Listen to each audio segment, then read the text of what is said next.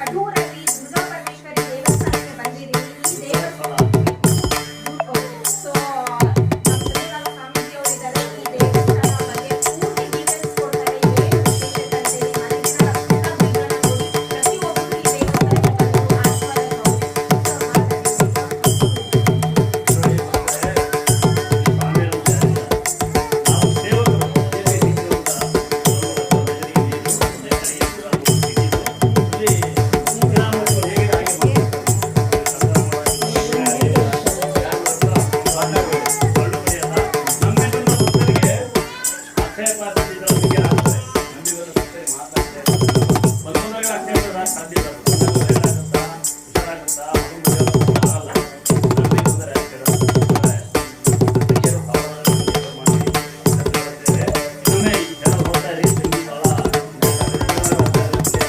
ಆಶೀರ್ವಾದ ಇನ್ನೊಮ್ಮೆ ಸಂಪೂರ್ಣವಾಗಿ ಏನು ನಡೀತಾ ಇದೆ ಏನು ಎಲ್ಲ ಪ್ರತಿನಿಧಿ